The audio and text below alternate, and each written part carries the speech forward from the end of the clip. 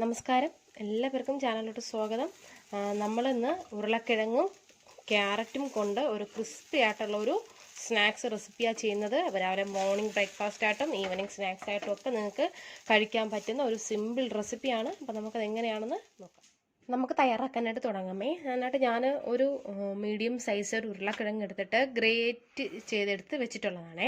ഒരു 4-5 പ്രാവശ്യം ഞാൻ വെള്ളത്തിലിട്ട് നന്നായിട്ട് ഒന്ന് കഴുകി എടുത്തിട്ടുള്ളതാണ്.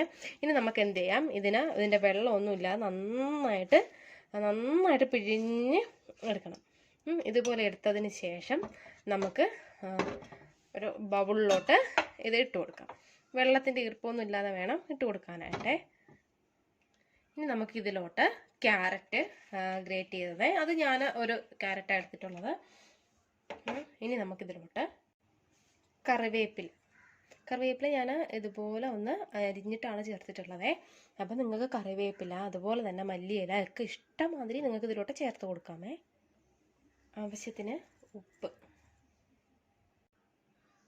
മുളക് എരിവിനനുസരിച്ച്. അപ്പം മുളക് പൊടി അല്ലെങ്കിൽ നമ്മൾ ക്രഷ്ഡ് ചില്ലി ഇല്ലേ, അതാണെങ്കിലും ചേർത്ത് കൊടുക്കാവുന്നതാണ്.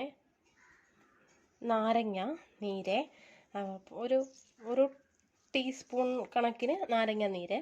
അപ്പോൾ നാരങ്ങയില്ല, അതുപോലെ തന്നെ നിങ്ങളുടെ കയ്യിൽ നമ്മുടെ ഡ്രൈ മാംഗോ പൗഡറില്ലേ, അതുണ്ടെങ്കിൽ അതും കുറച്ചൊരു 1/2 ടീസ്പൂണോളം ചേർത്ത് കൊടുത്താൽ കുറച്ചും കൂടെ നല്ല സ്വാദായിരിക്കും. അപ്പോൾ ഇതിൽ തന്നെ നിങ്ങൾക്ക് കുരുമുളക് പൊടിച്ചത് ചേർക്കാം, ജീരകം ചേർക്കാം. അതൊക്കെ നിങ്ങളുടെ ടേസ്റ്റിനനുസരിച്ച് നിങ്ങൾ ചേർത്തോളൂ. നമുക്കിത് ഫസ്റ്റ് കൈ കൊണ്ട് നന്നായിട്ടൊന്ന് മിക്സ് ചെയ്ത് കൊടുക്കാമേ. നന്നായിട്ട് ഞാൻ മിക്സ് ചെയ്ത് കൊടുത്തിട്ടുണ്ട്. ഇനി നമുക്കിതിലോട്ട് ഒരു 4 ടേബിൾ സ്പൂൺ കോൺഫ്ലവർ ചേർത്ത് കൊടുക്കാം.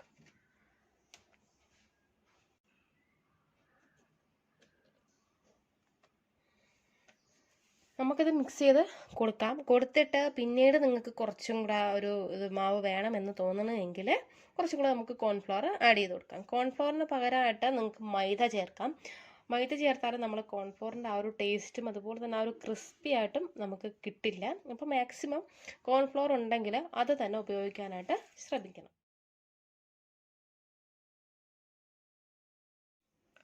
ഞാൻ നന്നായിട്ട് മിക്സ് ചെയ്ത് എടുത്തിട്ടുണ്ട്. അത് കറക്റ്റ് ആ ഒരു പരുവത്തിന് കിട്ടിയിട്ടുണ്ട്. അത് കണ്ടല്ലോ, ഇതാണ് എൻ്റെ ആ ഒരു പരുവം. അപ്പോൾ നമുക്കിനി ഇതിലോട്ട് ചേർക്കേണ്ട കാര്യമില്ല. ഇതിലോട്ട് നിങ്ങൾ വെള്ളമൊന്നും ചേർത്ത് മിക്സ് ചെയ്യേണ്ട. നമ്മുടെ ഉരുളക്കിഴങ്ങിലേക്ക് ആ ഒരു നനവില്ലേ, അതുകൊണ്ട് തന്നെ നന്നായിട്ട് മിക്സ് ചെയ്യാനായിട്ട് നമുക്ക് പറ്റും. അതുകൊണ്ട് നിങ്ങൾ കോൺഫ്ലവർ ചേർത്തതിന് ശേഷം വെള്ളമൊന്നും ഒഴിക്കല്ലേ. നമുക്ക് തയ്യാറാക്കാനായിട്ട് തുടങ്ങാം. ഞാനതൊരു ഫ്രൈങ് പാന് വെച്ചിട്ടുണ്ട്. അതിലോട്ട് കുറച്ച് ബട്ടർ ഇട്ട് കൊടുത്ത് മീഡിയം ഫ്ലെയിമിൽ വെക്കണം. അപ്പോൾ നമ്മൾ മിക്സ് ചെയ്തപ്പോൾ നിങ്ങൾക്ക് അതിലോട്ട് വേണമെങ്കിൽ ചീസ് ഗ്രേറ്റ് ചെയ്തിട്ട് ചീസ് ആഡ് ചെയ്ത് കൊടുക്കാം.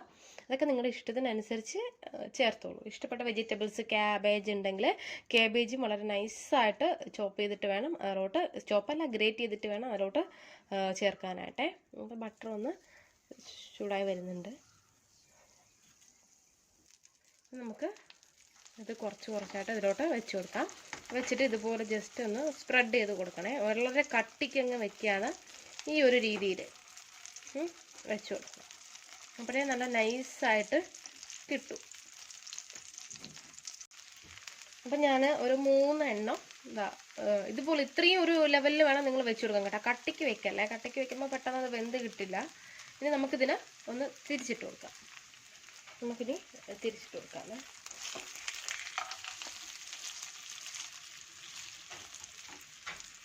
ഇതുപോലെ തന്നെ നമുക്കെല്ലാം തിരിച്ചിട്ടെടുക്കാം.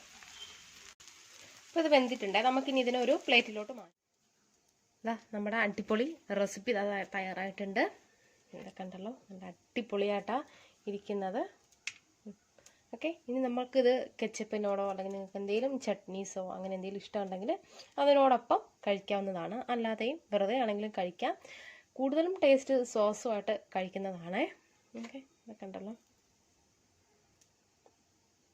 നല്ല അടിപൊളിയായിട്ട് ആയിട്ടുണ്ട്. നല്ല ക്രിസ്പി ആയിട്ടായിരിക്കണത്.